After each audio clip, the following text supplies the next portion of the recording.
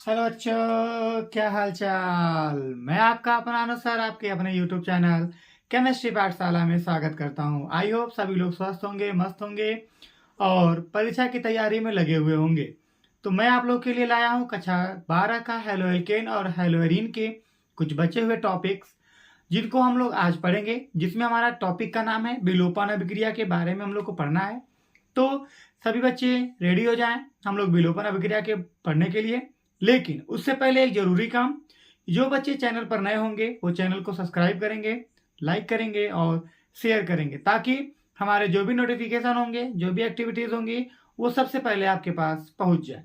ठीक है, तो सब्सक्राइब करना नहीं भूलेंगे। चलिए, तो हम लोग शुरू करते हैं विलोपन अभिक्रिया के बारे में। तो विलोपन अभिक्रिया किसे कहते हैं? तो विलोपन का अर्थ क्या होता है? विलोपन का अर्थ होता है क्या करना? विलुप्त हो जाना, गायब हो जाना। तो ऐसी अभिक्रिया जिसमें परमाणु आपस में क्या हो जाएंगी, गायब हो जाएंगी, उनको हम क्या कहेंगे? विलोपन अभिक्रिया बोलेंगे। क्या बोलेंगे? विलोपन अभिक्रिया बोलेंगे। तो ध्यान देंगे यहाँ पे, ध्यान देंगे यहाँ पे। इसमें क्या होता है? विलोपन अभिक्रिया हम किसे कहते हैं? और यह विलोपन अभिक्रिया हम लोग हेलोएल्केन और हेलोएरीन नाम के चैप्टर में हम लोग पढ़ रहे हैं। ठीक है, तो यहाँ पे हमने हेलोएल्केन के बारे में मैंने पढ़ा रखा है, और हेलोएल्केन का ही हम लोग यहाँ पे क्या कर रहे हैं? अध्ययन कर रहे हैं। और उसी हेलोएल्केन में हमारा विलोपन अभिक्रिया आया है ना। तो यहाँ पे हेलोएल्केन हम लोग पढ़ते हैं इसमें। तो विलोपन अभिक्रिया, तो विलोपन अभिक्रिया, तो जब पेन चेंज, जब बीटा हाइड्रोजन युक्त, जब बीटा हाइड्रोजन युक्त कार्बन, सॉरी, बीटा हाइड्रोजन युक्त एल्किल हैलाइड, एल्किल हैलाइड को एल्कोहलीय, एल्कोहलीय KOH के साथ क्रिया कराया जाता, के साथ गर्म किया जाता है, गर्म किया जाता है, गर्म किया जाता है, तो एल्कीन प्राप्त होता है। क्या प्राप्त होता है? एल्कीन प्राप्त होता है। क्या प्राप्त होता है? एल्कीन प्राप्त होता है। इस अभिक्रिया को हम क्या बोलेंगे? विलोपन अभिक्रिया कहते हैं। क्या कहते हैं? विलोपन अभिक्रिया कहते हैं, है ना। जैसे आप ध्यान देंगे, जैसे हम आपको बताएं, तो यहाँ पे कोई हम लोग एल्किल हैलाइड ले लेते हैं ना। जैसे हमने यहाँ पे ले लिया, एक बॉन्ड, दो बॉन्ड, तीन, एक बॉन्ड यहाँ पे, एक बॉन्ड यहाँ पे, एक बॉन्ड यहाँ पे। यहाँ पे मैंने हाइड्रोजन परमाणु जोड़ दिया, यहाँ पे हाइड्रोजन, यहाँ पे हाइड्रोजन, ये हाइड्रोजन हो गया, ये हाइड्रोजन और यहाँ पे हाइड्रोजन। ये हमारा बन गया क्या? Alkyl halide. जब इसको हम लोग गर्म करते हैं, जब इसको हम क्या करेंगे? गर्म करेंगे, और किसकी उपस्थिति में? एल्कोहलीय KOH के साथ। किसके? एल्कोहलीय KOH के साथ जब गर्म करेंगे, तो आपका बनेगा यहाँ पे क्या? C सिंगल बांड H, यहाँ पे भी H, double bond C single bond, यहाँ पे H, यहाँ पे H, और प्लस आपका बनेगा क्या? KX बनेगा, और प्लस आपका क्या बन जाएगा? H2O बनेगा। ठीक है, आई बात समझ में यहाँ पे? तो ये हमारा क्या कहलाएगा? विलोपन अभिक्रिया कहलाएगी, है ना। यहाँ पे हमारा हो गया एल्किल हैलाइड। अब इस एल्किल हैलाइड को एल्कोहलीय पोटेशियम हाइड्रोक्साइड के साथ क्या करते हैं? गर्म करते हैं। तो हमारा क्या प्राप्त हुआ? एल्कीन प्राप्त हुआ। और क्या प्राप्त हुआ? पोटेशियम हाइलाइड प्राप्त हुआ। और क्या प्राप्त हुआ? जल प्राप्त हुआ। आई बात समझ में यहाँ तक? तो ये हमारा है विलोपन अभिक्रिया। विलोपन अभिक्रिया में हाइड्रोजन परमाणु क्या हो गए और हाइड्रोजन परमाणु क्या हो गए? विलुप्त हो गए। तो हमारा क्या प्राप्त हो गया? एल्किल हैलाइड प्राप्त हो गया। आई बात समझ में? ध्यान देंगे, यहाँ पे हमारा एल्किल हैलाइड, यहाँ पे X था यानी हाइड्रोजन परमाणु, ये हाइड्रोजन परमाणु था। ये दोनों क्या हो गए? गायब हो गए। गायब होकर क्या हो गए? अलग भाग गए। और भागने के बाद हमारा क्या बन गया? एल्कीन बन गया। आई बात समझ में? कोई दिक्कत? चलिए, अब इसकी हम लोग क्रिया विधि के बारे में पढ़ते हैं, है ना। इसकी क्रिया विधि के बारे में पढ़ते हैं। विलोपन अभिक्रिया की क्रिया विधि के बारे में हम लोग थोड़ा सा चर्चा करते हैं, है ना। तो आपको पता है कि हम लोग KOH ले लेते हैं। क्या ले लेते हैं? KOH। यहाँ पे KOH जब आप लोग गर्म करेंगे तो बनेगा K और प्लस यहाँ पे क्या बनेगा? OH बनेगा। और यह हमारा एक क्या है? क्षार है। क्या है? क्षार है। आई बात समझ में? जब इसको हम लोग तोड़ेंगे, जब इसको हम लोग अलग अलग करेंगे तो ये टूट करके बनेगा K प्लस और OH क्या बन जाएगा? माइनस बन जाएगा। ठीक है, ये हमारा है फर्स्ट स्टेप। सेकेंड स्टेप में आप क्या करते हैं कि एल्किल हैलाइड ले लीजिए। तो एल्किल हैलाइड के अंदर से सबसे पहले हमारा क्या निकलता है? हाइड्रोजन परमाणु निकलता है। फिर उसके बाद क्या निकलता है? क्या निकलता है? हाइड्रोजन परमाणु निकलता है। यहाँ पे दो स्थितियां उत्पन्न होती हैं, जिसमें एक को हम बोलते हैं E1 और दूसरे को बोलते हैं E2 बोलते हैं। तो इसको हम लोग आगे पढ़ेंगे, पहले अभी थोड़ा सा यहाँ पे हम लोग सीख लेते हैं। तो यहाँ पे क्या होता है कि यहाँ पे हमने हाइड्रोजन परमाणु ले लेना है। यहाँ पे बन गया H, यहाँ पे बन गया H, यहाँ पे H, सॉरी यहाँ पे बन गया क्या आपका X बन गया, X बन गया और यहाँ पे बन गया क्या? H। आप ध्यान देंगे, अब प्रश्न तो ये भी पूछा जा सकता है कि अल्फा हाइड्रोजन और बीटा हाइड्रोजन किसे कहते हैं। तो हमारा हाइड्रोजन परमाणु जिस कार्बन से जुड़ा है उसको हम अल्फा बोलते हैं और उसके जस्ट बगल वाले कार्बन को क्या बोलते हैं? बीटा बोलते हैं, है ना। तो यहाँ पे अगर अल्फा कार्बन पे हाइड्रोजन लगा हुआ है तो इसको अल्फा हाइड्रोजन बोलेंगे। अगर बीटा कार्बन पे हाइड्रोजन लगा है तो इसको क्या बोलेंगे? बीटा हाइड्रोजन बोलेंगे, है ना। तो हमारा एल्किल हैलाइड जो होना चाहिए वो कैसा होना चाहिए? बीटा हाइड्रोजन युक्त होना चाहिए, यानी कि बीटा वाले कार्बन पे एक न एक से हाइड्रोजन होना आवश्यक है ना। कम से कम एक हाइड्रोजन का होना क्या है? जरूरी है। अगर नहीं होगा तो यहाँ पे यह कार्य नहीं बनेगा। तो यहाँ पे देखिए, तो यहाँ पे क्या होगा कि यहाँ पे कार्बन का इलेक्ट्रॉन, यहाँ पे हाइड्रोजन का इलेक्ट्रॉन। तो कार्बन क्या करता है कि सबसे पहले अपना इलेक्ट्रॉन किसको दे देता है? क्लोरीन को दे देता है। और क्लोरीन को देने के बाद यहाँ से यह बांड क्या हो जाता है? टूट जाता है ना। टूट जाता है तो बन जाता है आपका H single bond C single bond H single bond H single bond C, यहाँ पे H, यहाँ पे H और यहाँ पे क्या बन जाता है? प्लस चार्ज बन जाता है। आई बात समझ में? बताइए, यहाँ पे कोई दिक्कत आप लोगों को? और प्लस में आपका क्या बन जाता है? हाइड्रोजन परमाणु क्या हो जाता है? अलग हो जाता है। आई बात समझ में? यहाँ तक सबसे पहले मैंने क्षार को अलग किया, पोटेशियम हाइड्रोक्साइड को अलग किया, तो पोटेशियम अलग हो गया, OH माइनस अलग हो गया। फिर सेकेंड स्टेप में हमने क्या किया कि हाइड्रोजन परमाणु और कार्बन परमाणु के बीच का बांध तोड़ा गया, क्योंकि यहाँ पे अभिक्रिया को क्या किया जाता है? गर्म किया जा रहा है। क्या किया जा रहा है? गर्म किया जा रहा है ना। जब गर्म किया जाएगा तो गर्म करने के बाद यहाँ पे हमने क्या करा? इसको गर्म किया। गर्म किया तो हाइड्रोजन परमाणु जो है टूट करके अलग हो गया। अब टूट करके अलग होने के बाद तीसरा स्टेप आपका क्या आएगा? तीसरा स्टेप क्या आएगा कि इसके ऊपर यहाँ पे कार्बन के ऊपर प्लस है तो यहाँ से क्या टूट कर आएगा? एक नाभिक स्नेही जो होगा अब इसके ऊपर अटैक करेगा। इस पोटेशियम हाइड्रोक्साइड के अंदर से जो OH माइनस वाला है वह इस नाभिक स्नेही पर क्या करेगा? इस कार्बन पर क्या करेगा? अटैक करेगा। तो हमको पता है जो क्षार होता है वह क्षार क्या करता है? क्षार किसे कहते हैं? तो जो हाइड्रोजन परमाणु को क्या करता है? अलग करता है। क्या करता है? हाइड्रोजन परमाणु को क्या करता है? अलग करता है ना। हाइड्रोजन परमाणु क्या करता है? अलग करता है। तो यहाँ पे जैसे ही इसके साथ जुड़ेगा तो यहाँ पे हाइड्रोजन परमाणु इसके अंदर से क्या हो जाएंगे? अलग हो जाएंगे। तो H सिंगल बांड H और यहाँ पे सिंगल बांड, यहाँ का हाइड्रोजन जो यहाँ पर ध्यान दीजिए, यहाँ पे हो जाएगा H और यहाँ पे हो जाएगा C, यहाँ पे हो जाएगा H, ये हो गया H और यहाँ पे प्लस चार्ज बना हुआ है, यानी कि इलेक्ट्रॉन बचा हुआ है। और जब इसके ऊपर नाभिक स्नेही को क्या किया जाएगा? जोड़ा जाएगा। क्या किया जाएगा? जोड़ा जाएगा। तो यहाँ से हाइड्रोजन और कार्बन के बीच का बांध टूटेगा और टूटने के बाद इस कार्बन और सेकंड वाले कार्बन यहाँ पे बन जाएगा C, एक हाइड्रोजन, दो हाइड्रोजन, और यहाँ पे दोनों कार्बन के बीच में क्या बन जाएगा? डबल बांड बन जाएगा। तो ये हमारा क्या बन गया? एल्कीन बन गया। क्या बन गया? एल्कीन। और जब यह हाइड्रोजन निकलेगा तो इसके ऊपर प्लस चार्ज बनेगा और यह प्लस चार्ज इस हाइड्रोजन के साथ मिल जाएगा तो क्या बना देगा? ये H2O बना देगा। और यहाँ का जो हाइड्रोजन परमाणु है यह पोटेशियम क्लोराइड के साथ क्रिया कर लेगा तो क्या बना देगा?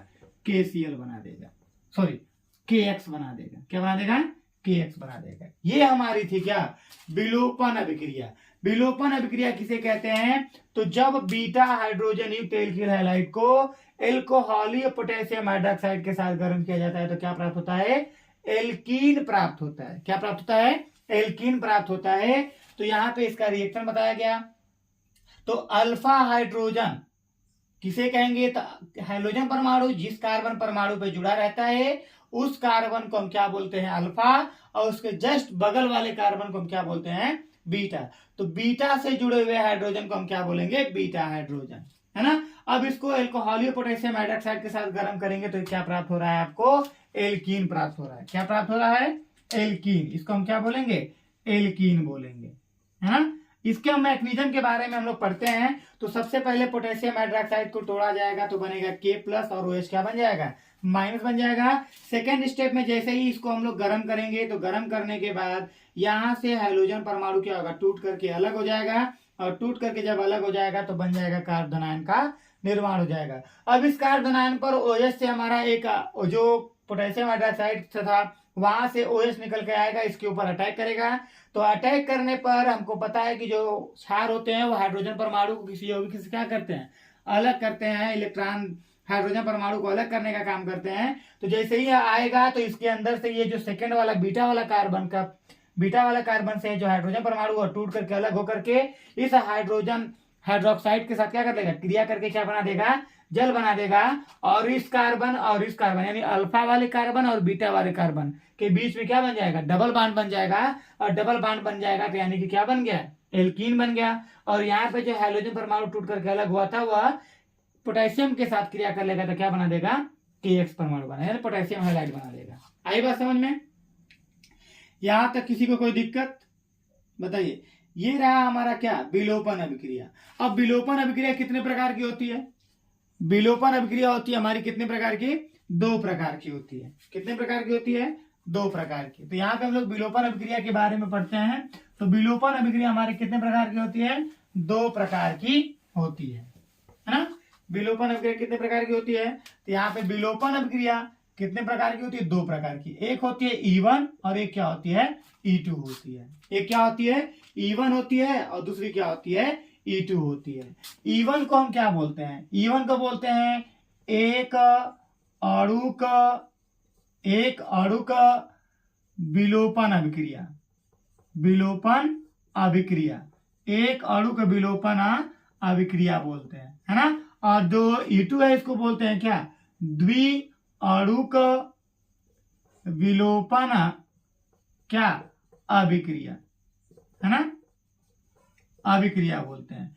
एक को बोलते हैं जो E1 होगा उसको हम बोलेंगे एक अणुक विलोपन अभिक्रिया और जो E2 होगा उसको बोलेंगे द्विअणुक विलोपन अभिक्रिया। अंग्रेजी में क्या बोलेंगे इसको? यूनिमोलिक्यूलर एलिमिनेशन रिएक्शन, है ना। और जो दूसरा होगा इसको बोलेंगे बायोमोलिक्यूलर एलिमिनेशन क्या? रिएक्शन, है ना। बायोमोलिक्यूलर एलिमिनेशन रिएक्शन बोलेंगे, है ना। तो मोटे तौर पे मैं आपको बता दूं तो जो हमारा E1 अभिक्रिया होती है यानी कि एकाक अणु का विलोपन जो अभिक्रिया होती है इसमें मोटे तौर पे मैं आपको बताऊं तो यहाँ पे ध्यान देंगे। तो जो एकाक अणु होता है इसमें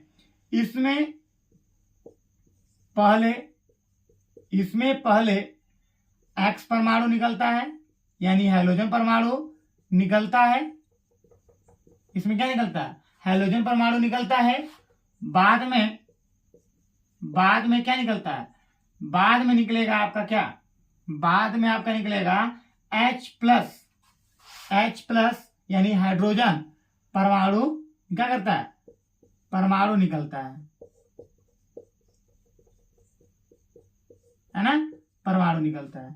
और वहीं आपको मैं बताऊं E2 वाले में, तो E2 वाले में क्या होगा कि हाइड्रोजन परमाणु और हाइड्रोजन परमाणु और क्या? हाइड्रोजन परमाणु दोनों साथ में निकलते हैं। दोनों क्या करते हैं? साथ में निकलते हैं, है ना। दोनों क्या करते हैं, साथ में निकलते हैं। ये हम आपको मोटे तौर पे बताया गया कि विलोपन अभिक्रिया, एकाक अणु में सबसे पहले एक अणु निकलेगा, फिर उसके बाद दूसरा अणु निकलेगा।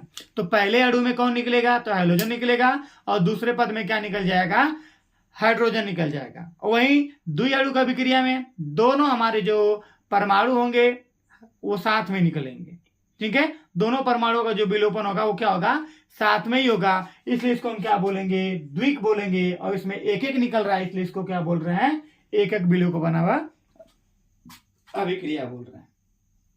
आई बात समझ में। तो आइए हम लोग सबसे पहले सीखते हैं क्या, E1 अभिक्रिया।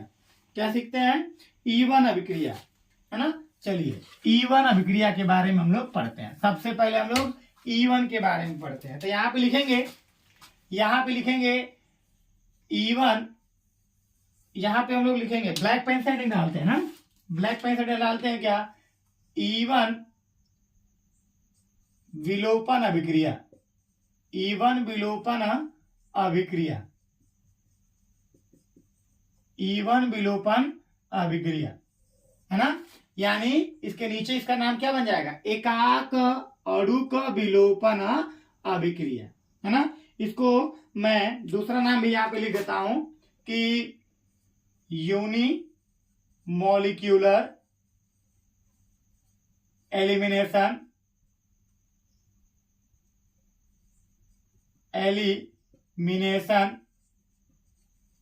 रिएक्शन, है ना। एकाक अणु का विलोपन अभिक्रिया, एकाक अणु विलोपन अभिक्रिया, इसके बारे में हम लोग पढ़ते हैं। तो होता क्या है इसमें क्या होता है कि ऐसे हैलाइड, है ना, ऐसे हैलाइड जो क्या करते हैं, सुगमता से आयनों में क्या हो जाते हैं, टूट जाते हैं। ऐसे हैलाइड जो सुगमता से अपने आयनों में क्या हो जाते हैं, टूट जाते हैं, वही हमारे क्या देते हैं, E1 अभिक्रिया देते हैं। क्या देते हैं, E1 अभिक्रिया देते हैं। सबसे पहली बात क्या होगी कि विलोपन अभिक्रिया कैसे हाईलाइट देंगे, तो वे एल्किल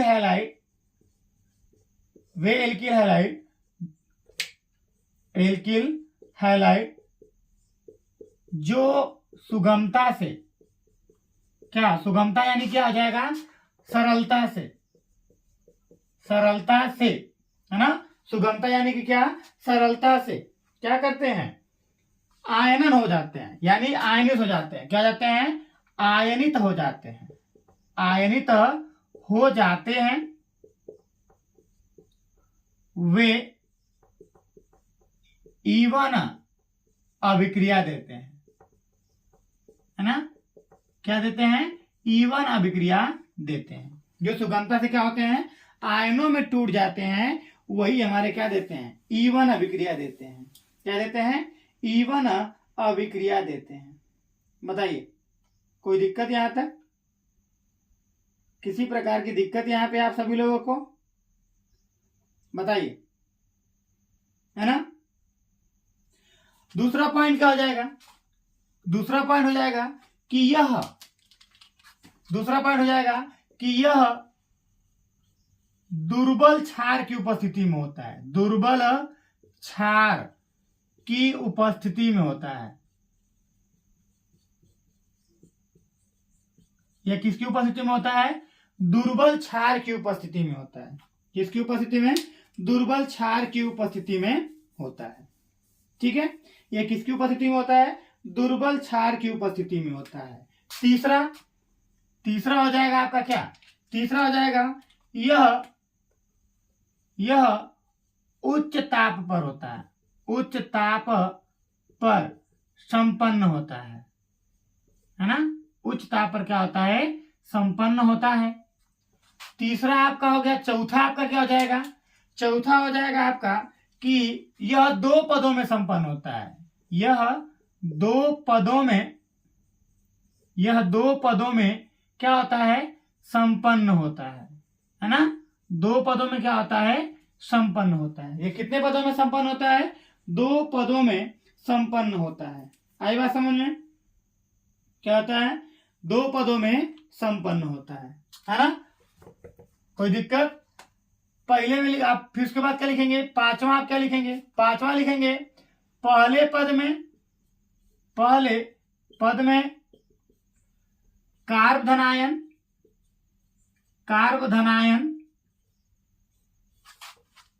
का निर्माण होता है तथा कार्ब धनायन क्या होता है? निर्माण होता है तथा हैलोजन परमाणु क्या करता है? बाहर निकलता है ना, बाहर निकलता है। फिर छठवां आपका हो जाएगा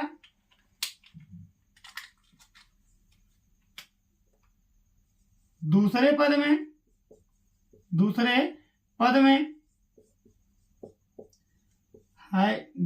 में हाइड्रोजन परमाणु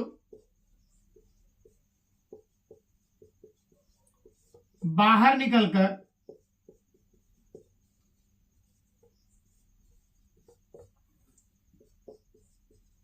एल्कीन बनाता है। बस समझ में? दूसरे पद में क्या हो जाएगा? एल्किल हैलाइड से हमारा हाइड्रोजन जो हो जाएगा क्या हो जाएगा? बाहर निकल जाएगा और बन जाएगा हमारा क्या? एल्कीन बन जाएगा। आई बात समझ में? तो चलिए हम लोग इसके मैकेनिज्म के बारे में पढ़ते हैं, इसके रिएक्शन के बारे में पढ़ते हैं हम लोग। ठीक है, इसके क्या पढ़ते हैं? रिएक्शन के बारे में पढ़ते हैं। ठीक है, इसके रिएक्शन के बारे में हम लोग क्या करते हैं? पढ़ते हैं। ठीक है, इसके रिएक्शन के बारे में पढ़ते हैं। चलिए इसके मैकेनिज्म के बारे में थोड़ा सा हम लोग रिवीजन कर लेते हैं। चलिए रिवीजन करते हैं हम लोग। तो यहाँ पे होगा क्या कि हम यहाँ पे कोई एल्किल हैलाइड ले लेते हैं। क्या ले लेते हैं? एल्किल हैलाइड ले लेते हैं। जैसे मैंने यहाँ पे ले लिया क्या? CH3 सिंगल बॉन्ड CH, यहाँ पे बन गया Br और यहाँ पे बन गया क्या? CH3 बन गया। ठीक है, क्या बन गया? CH3 बन गया। कोई दिक्कत? बताइए, किसी प्रकार का कोई दिक्कत भैया? किसी प्रकार का कोई दिक्कत? बताइए, किसी प्रकार का कोई दिक्कत है क्या? बताइए, किसी प्रकार का कोई दिक्कत है क्या? नहीं है। चलिए यहां पे हम क्या करते हैं कि दुर्बल क्षार ले लेते हैं। क्या ले लेते हैं? दुर्बल क्षार ले लेते हैं। जब दुर्बल क्षार लेंगे तो यहां पे बन जाएगा क्या? Single bond CH3 single bond C और यहां पे बन जाएगा क्या? CH3 क्या बन गया? CH3 और यहाँ पे बन गया क्या? प्लस चार्ज बन जाएगा। क्या बन जाएगा? Plus charge. और यहाँ पे जो ब्रोमीन है वो क्या हो जाएगा? अलग हो जाएगा। हुआ क्या? हुआ ये कि यहाँ से जो हाइड्रोजन परमाणु है और यहाँ पे कार्बन और ब्रोमीन के बीच में जो है, तो कार्बन ने अपना इलेक्ट्रॉन किसको दे दिया? ब्रोमीन को दे दिया। तो कार्बन के ऊपर क्या बन जाएगा? प्लस चार्ज बन जाएगा और ब्रोमीन के ऊपर क्या बन जाएगा? माइनस का चार्ज बन जाएगा। क्योंकि जो तत्व इलेक्ट्रॉन क्या करता है? ग्रहण करता है, वह क्या करता है? इलेक्ट्रॉन को ग्रहण करेगा तो उसके ऊपर माइनस चार्ज बनेगा और जो इलेक्ट्रॉन त्यागता है उसके ऊपर क्या बनता है? धनावेश बनता है। आई बात समझ में? बताइए, यहां तक कोई दिक्कत? चलिए अब यहां पे जब हम लोग देखते हैं तो यहां पे हम लोग देखते हैं, क्या देखेंगे? तो यहां पे इसकी क्रिया हम लोग कराते हैं किसके साथ? अब इसको हम लोग क्या करते हैं? गर्म करते हैं। यहां से इसको हम क्या करते हैं? गर्म करते हैं। तो यहां पे लिखेंगे ये फर्स्ट स्टेप हो गया। सेकेंड स्टेप यहां पर जाएगा CH3 single bond CH plus हो जाएगा, सिंगल बॉन्ड हो जाएगा क्या? CH3। इसको जब हम लोग गर्म करते हैं तो गर्म भी हम लोग दो प्रकार से करते हैं। यदि हम लोग क्या करते हैं? कम तापमान पे गर्म करते हैं। कितने तापमान पे? कम तापमान पे अगर गर्म करते हैं, यानी 10 डिग्री सेल्सियस के तापमान पे हम लोग क्या करते हैं? इसको गर्म करते हैं। तो यहाँ पे कौन सी रिएक्शन बनेगी? SN1 बनेगी। क्या बनेगी? SN1 अभिक्रिया बनेगी। और यदि हम लोग उच्च ताप पर क्रिया करते हैं, उच्च ताप पर करेंगे, यानी 60 से लेकर कहां तक? 70 डिग्री सेल्सियस तापमान पे इसको गर्म करते हैं, तो यहाँ पे यह कौन सा रिएक्शन देगा? E1 रिएक्शन देगा। क्या नाम देगा? E1 रिएक्शन देता है ना। तो यहाँ पे क्या होगा कि इसके अंदर से ये वाला जो पदार्थ है यहां से, यानी कि मैं आपको लिखूं यहाँ पे जो CH3 सिंगल बॉन्ड OH है, तो इसको जब अलग करेंगे तो CH3 और यहाँ पे O पे माइनस और यहाँ पे क्या बन जाएगा? H पे प्लस। तो यह हमारा एक क्या है? न्यूक्लियोफिलिक है। क्या है? न्यूक्लियोफिलिक है। अगर हम लोग कम तापमान पे क्रिया करते हैं तो यह न्यूक्लियोफिलिक क्या करता है, इस कार्बोनाइन पर अटैक करेगा और अटैक करने के बाद आपका बनाएगा CH3 सिंगल बॉन्ड CH और यहां बना देगा OCH3 बना देगा और सिंगल बॉन्ड यहां पे क्या बन जाएगा, CH3 बन जाएगा। लेकिन अगर हम लोग यहीं पे उच्च तापमान पे क्या करते हैं, क्रिया करते हैं, उच्च तापमान पर क्रिया करते हैं तो यही हमारा जो दुर्बल क्षार होता है वह दुर्बल क्षार इस कार्बोनाइन के अंदर से क्या करेगा, सॉरी इस बगल वाले यानी बीटा वाले कार्बन परमाणु से क्या करेगा, हाइड्रोजन परमाणु को क्या कर देगा, निकाल देगा। क्या कर देगा, हाइड्रोजन परमाणु को क्या कर देगा, निकाल देगा। और निकालने के बाद क्या बना देगा आपका, क्या बना देगा आपका, एल्कीन बना देगा। यहाँ पे जो आपका लिखा गया है यहाँ पे 2 हो जाएगा, यहाँ पे 1 हाइड्रोजन। और जैसे ही यहाँ पे जो एल्कोहलिक यानी कि दुर्बल क्षार को हम इसके अंदर उच्च ताप पर गर्म करेंगे तो वह क्या करेगा, इस हाइड्रोजन को क्या कर देगा, इसके अंदर से बाहर निकाल देगा। यानी कि यहाँ पे देखेंगे ऐसे तो यह क्या करेगा, यह वाला कार्बन इसको इलेक्ट्रॉन दे देगा, सॉरी ये इलेक्ट्रॉन क्या करेगा, इसको दे देगा और देने के बाद टूट करके क्या हो जाएगा, अलग बन जाएगा, NH+ बना लेगा। और यह दोनों, यह वाला इलेक्ट्रॉन और यह वाला इलेक्ट्रॉन दोनों आपस में इलेक्ट्रॉन का आदान प्रदान करेंगे और बन जाएगा आपका क्या, डबल बॉन्ड CH2 यानी क्या बन जाएगा, यह एल्कीन बन जाएगा। क्या बन जाएगा, एल्कीन बन जाएगा। बताइए यहां तक आप लोग को समझ में आया? बताइए किसी प्रकार की दिक्कत यहाँ पे जो CH3, यहाँ पे जो CH3OH रहेगा वह किसका काम करेगा, क्षार का काम करेगा। और क्षार का काम क्या होता है, क्षार का काम होता है कि क्षार का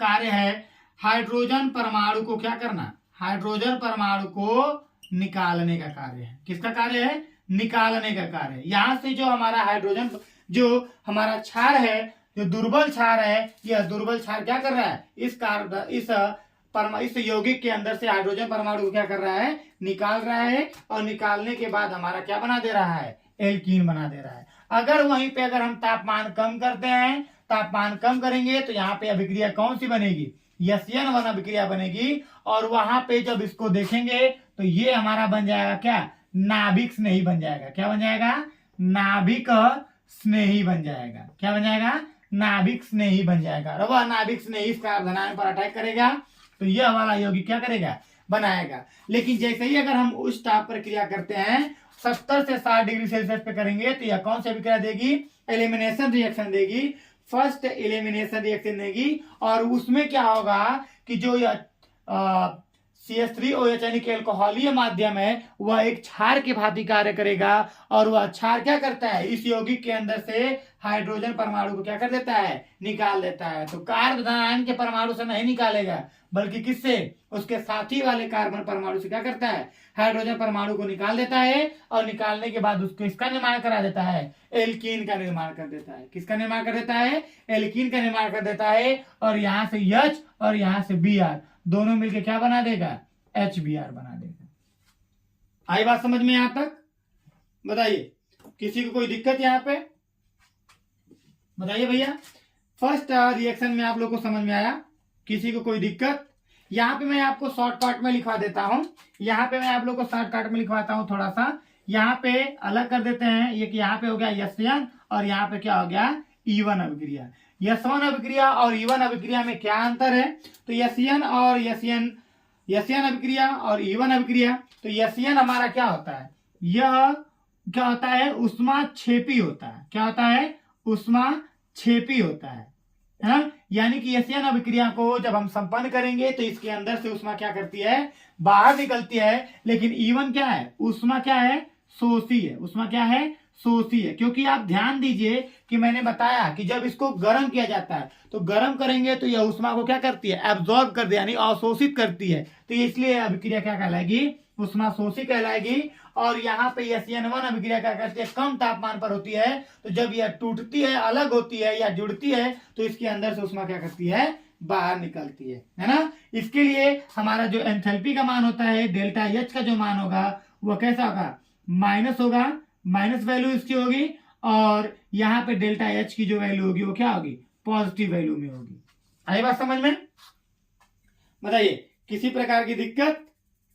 क्योंकि यहां से उष्मा जब बाहर निकलेगी तो डेल्टा एच का मान क्या हो जाएगा, माइनस वैल्यू में हो जाएगा, और यहाँ पे इसमें उष्मा ग्रहण किया जा रहा है तो यहाँ पे इसकी डेल्टा एच की मान क्या हो जाएगा, प्लस में हो जाएगा। इसमें क्या होता है कि यहाँ पे जो यशन अभिक्रिया होती है यह किसके ताप पर होती है, निम्न ताप पर होती है। किस पर होती है, निम्न ताप पर होती है। लेकिन जो ईवन अभिक्रिया होती है किस पर होती है, उच्च ताप पर होती है ना, उच्च ताप पर होती है।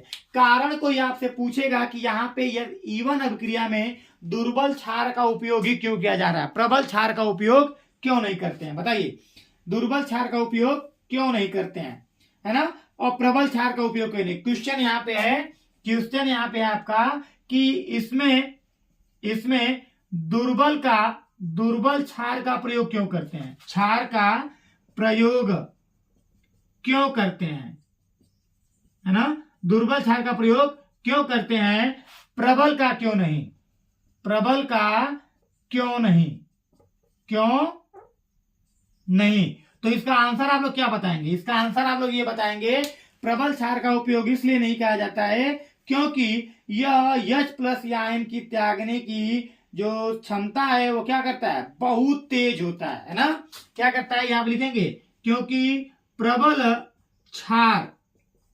क्षार हाइड्रोजन प्लस निकालने की क्रिया क्या होती है, शीघ्र होती है।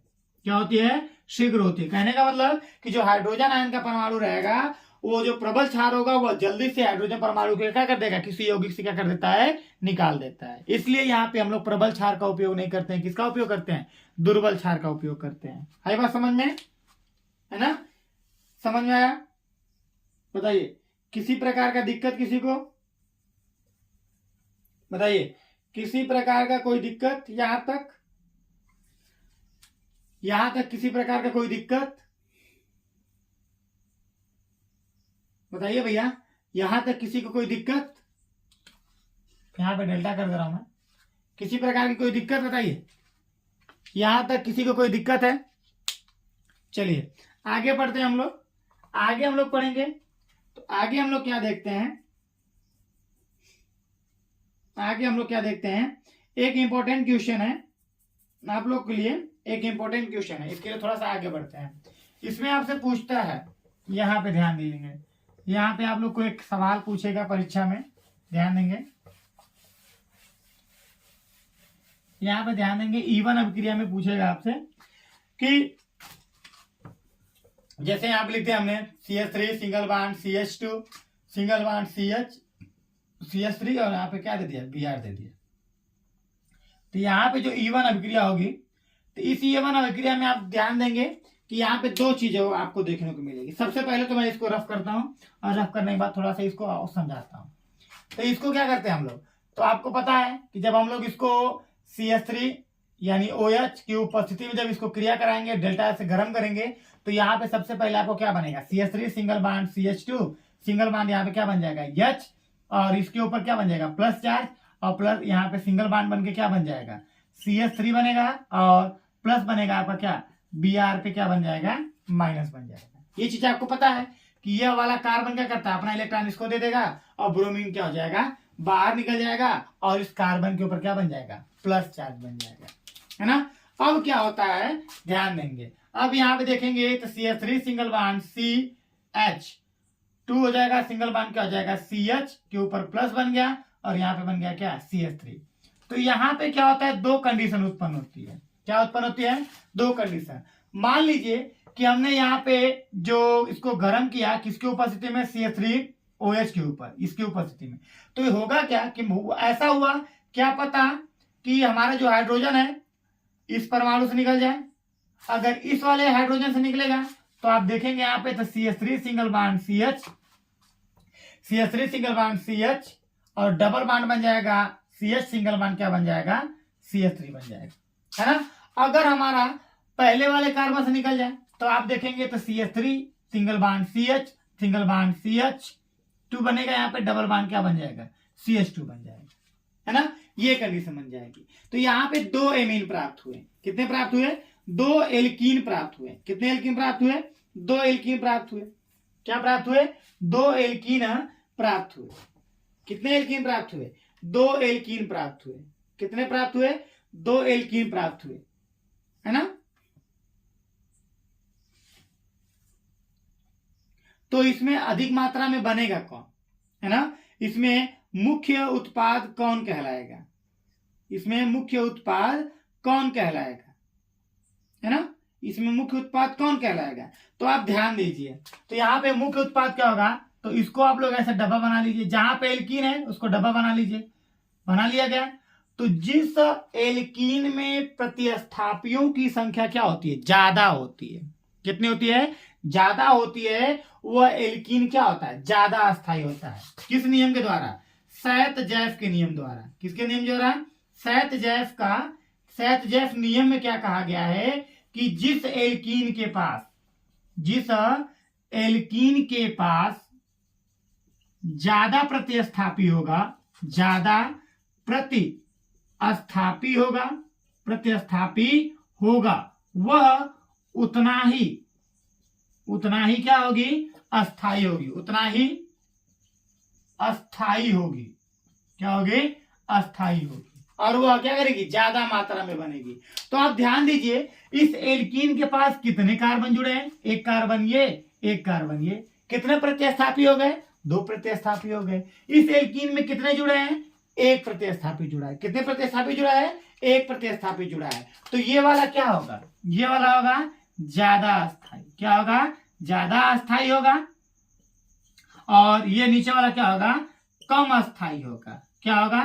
कम अस्थाई। यानी कि यह क्या बनेगा? यह मुख्य उत्पाद है। मुख्य उत्पाद है। और यह क्या है? यह क्या है? तुच्छ कह लीजिए, तुच्छ कह लीजिए, या मिनिमम कह लीजिए। मिनिमम प्रोडक्ट, है ना। मिनिमम प्रोडक्ट हो जाएगा। ये क्या हो जाएगा? Maximum product.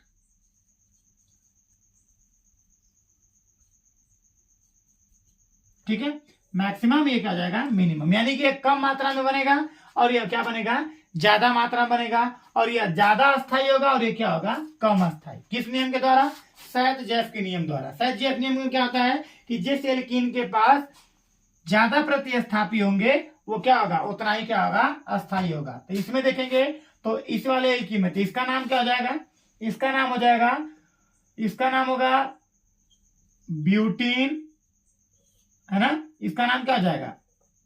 इसका नाम हो जाएगा ब्यूट हाइपन 2 बनेगा। और इसका नाम हो जाएगा ब्यूट हाइपन 1 क्या आ जाएगा?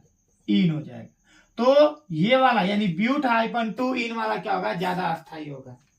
आई बात समझ में? कोई दिक्कत बताइए, किसी प्रकार का दिक्कत? चलिए, तो ये हमारा था क्या? ये हमारा था क्या? ये हमारा था ईवन अभिक्रिया का क्या? ईवन विलोपन जो अभिक्रिया थी उसके मैकेनिज्म के बारे में था। और यह एक इंपॉर्टेंट क्वेश्चन था, उसको हमने सॉल्व किया। उसको हम लोगों ने क्या किया? सॉल्व किया। और सॉल्व करने के बाद अब इसमें भी 2 संरचनाएं बनती है। इस वाले में भी क्या बनती है? 2 संरचनाएं बनती हैं। तो इसको रफ करता हूं और रफ करने के बाद थोड़ा सा आगे की तरफ समझाता हूं आपको, है ना। आगे समझाता हूं मैं थोड़ा सा। तो यहाँ पे कौन बनेगा? यहाँ पे भी इसकी 2 संरचना बनेगी। किसकी? CH3 single bond CH, double bond CH, single bond CH। इसकी 2 संरचनाएं बनेगी। एक संरचना बनेगी C डबल बॉन्ड C, और एक बनेगा यहाँ पे H, और यहाँ बनेगा CH3, और एक बनेगा यहाँ पे H, एक बनेगा यहाँ पे CH3, है ना। यहाँ पे बनेगा CH3। और एक यहाँ पे बनेगा आपका क्या? CH3 single bond C double bond C, यहाँ पे बन गया H, यहाँ पे बन गया CH3, और यहाँ पे बन गया क्या? H, है ना। इसमें दोनों परमाणुओं की जो अवस्थाएं हैं वो समान है। तो इसको क्या बोलेंगे? हम समपक्ष बोलेंगे। क्या बोलेंगे? समपक्ष बोलेंगे। यानी कि इसको हम क्या बोलते हैं? सिस बोलते हैं। क्या बोलते हैं? सिस बोलते हैं। और यहाँ पे क्या है? विषम पक्ष है। विषम पक्ष है। इसको हम क्या बोलेंगे? ट्रांस बोलते हैं। क्या बोलते हैं? ट्रांस बोलते हैं, है ना। एक समपक्ष हो जाएगा, दूसरा क्या हो जाएगा? विषम पक्ष हो जाएगा। तो कौन ज्यादा अस्थाई होगा? क्या होगा? कौन ज्यादा अस्थायी होगा? बताइए, कौन ज्यादा अस्थायी होगा?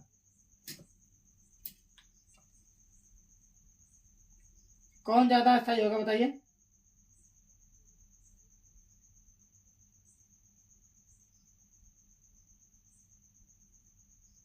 कौन ज्यादा अस्थायी होगा? ये क्या होगा? ये वाला होगा ज्यादा अस्थायी। ये क्या होगा? ज्यादा अस्थायी होगा।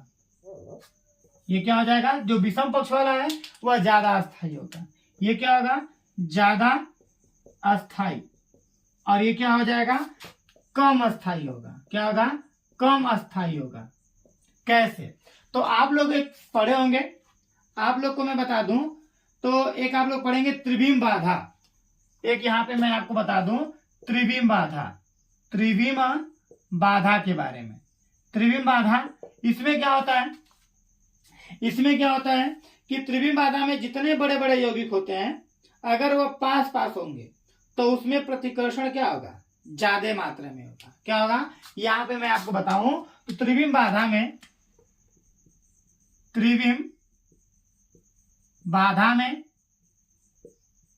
त्रिविम बाधा में यदि, त्रिविम बाधा में यदि बड़े बड़े यौगिक, बड़े बड़े यौगिक